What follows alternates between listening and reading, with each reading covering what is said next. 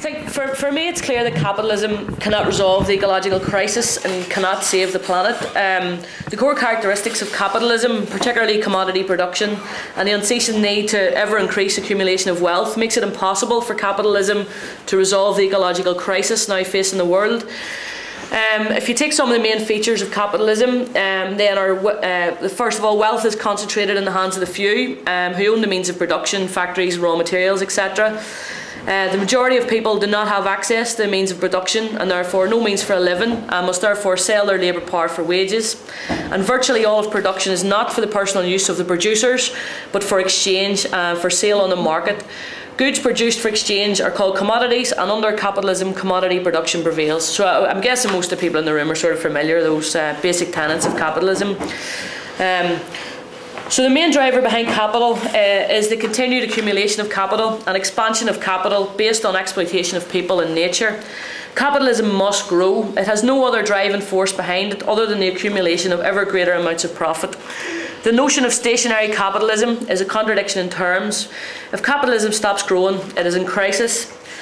And crisis is inherent in the system. If you look at the situation facing the global economy today, the crisis is one of investment. There's nowhere to invest capital in order to make it grow. Orthodox economists have no answer. They seem to be praying for another bubble, financial bubble, in order to get the economy moving again. And I think that means it can be argued that capitalism promotes processes, relationships and outcomes that are precisely the opposite of those needed for an ecologically sound, just and harmonious society. So I kind of think that the question for the public meeting is wrongly posed. Saving the planet or saving capitalism? I think saving capitalism is not an option. I believe that attempts to save it might actually be a distraction and result in environmental catastrophe. So what evidence is there that capitalism cannot be saved? The issue of the ecological crisis. Firstly, I think neoclassical economists are almost blind to anything that does not fit into the market system. They're still wedded to the notion that nature is a gift to the market and generally attempt to avoid addressing the contradiction of indefinite economic expansion in a finite world. Even when they do attempt to consider the problem, it is in narrow terms a flaw in the market and something that has not been accounted for in the balance sheet. An example that I found while I was doing some reading was in a study that was carried out by a neoclassical economist called William Nordas in 1992. And what he was trying to do was estimate how much global warming would cost the global economy. And he concluded that it would mostly affect agriculture and impact the global economy to the detriment of 1%. Which seems ridiculous. And after criticism, he recalculated again and tried to include other market sectors as well. And atmospheric scientist Stephen Snyder criticised this study, and I think this quote from him sort of makes it clear how they just can't see, the ecological crisis in real terms. Stephen Snyder stated, "The most striking thing about the study was that almost all the conventional economists considered even a radical scenario in which 6 degrees warming would unfold by the end of the next century as not very catastrophic economically. They thought of this gargantuan climatic change would only have a few % impact on the world economy. In essence, they accepted neoclassical economics, accusing it of failing to value the natural world, has led to a growing discipline in environmental economics, which are dedicated to placing economic values on nature and integrating the environment more fully into the market system. For orthodox economists, ecological degradation is evidence of market failure." The first task of environmental economics then is to try and transform ecological assets into commodities and marketable goods. For example, if an industry is emitting air pollution, it is simply externalising the cost. The environmental damage is not internalised within the market. So the answer for these economists is to create markets in clean air. So they are internalising the cost within the market. The overall logic is to try and bring the environment and the earth within the balance sheet. One way that this is being attempted is through hedonic pricing, which is working out how much consumers would pay for the goods in an environment. So if you take an example of a dam, they want to build a dam, and this is going to result in the loss of a species of fish. What they're trying to do is calculate how much a fish is worth by, say, working out how much sportsmen or women would spend trying to obtain, fishing for a fish like that, and then what they would do is that cost they've worked out would stand in as the cost of building the dam and losing the fish. There's no consideration in that to the wider implications of the ecosystem. So it's clear to me that in order to try and comprehend something, capitalism has to become part of a self-regulating market system. Recently there have been attempts to argue that the internalisation of nature into the market economy may represent a new phase of capitalism, or true capitalism, or natural capitalism is what they're phrasing it as. One of the main proponents of this argument is an entrepreneur called Paul Hawken, who's been described as a poet laureate of American capitalism. His two main works, the Ecology of Commerce and Natural Capitalism, both argue that the environmental crisis is not a failure of the market system, but a failure in the accounting system.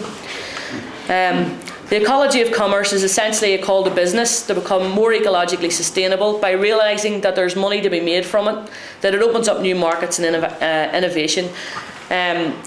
I read Ecology of Commerce again recently, and I've just pulled out some quotes I thought you might find interesting. One of them is, the restorative economy would invert many fundamentals of the present system. In such an economy, there is the prospect that restoring the environment and making money would be the same process. What concerns me about reading this book is that he promotes business as our salvation, and as the only organ or organisation capable of resolving the ecological crisis. He believes that we should leave the fate of the planet to business, who, once they realise ecology makes good business sense in the long run, will surely save us from environmental catastrophe. And they will also realise that they need to provide for human need. Another quote, business is the problem and it must be part of the solution.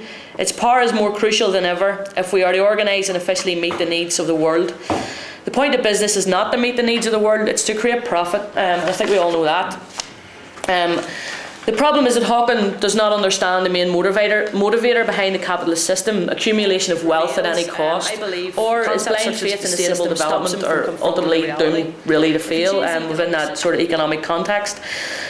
Sustainable development, despite its environmental associations, remains primarily an economic concept serving narrow economic ends. It is about ensuring that GDP keeps increasing while environmental costs are internalised into the market.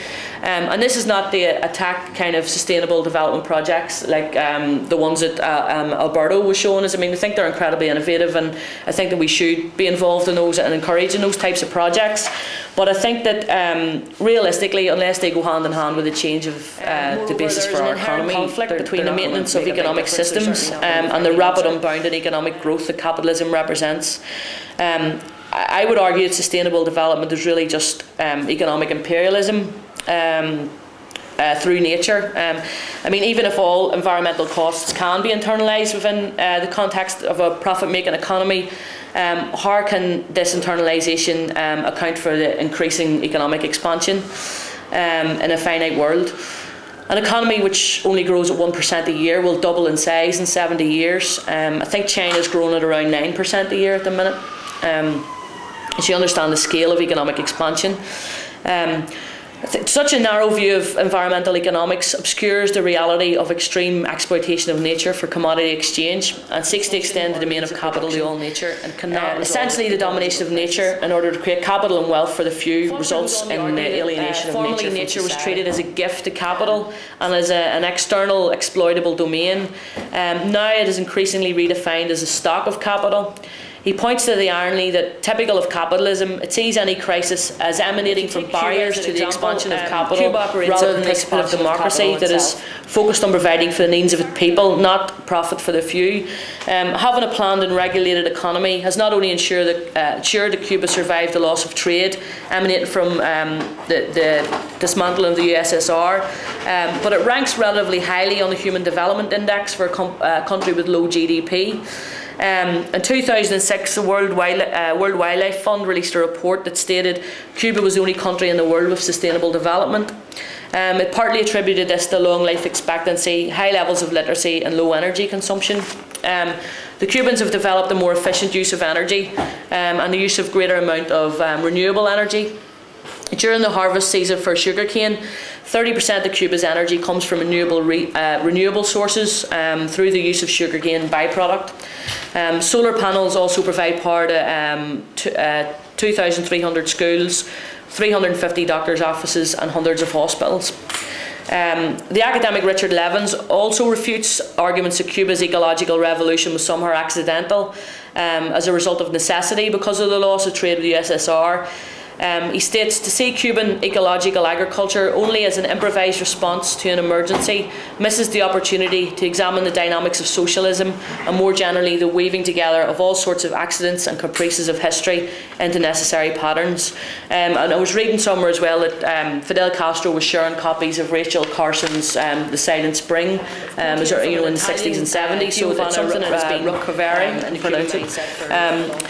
quote from him. He says, "It's important to remember that people are part of nature and that the exploitation of nature is therefore also the exploitation of some people by other people.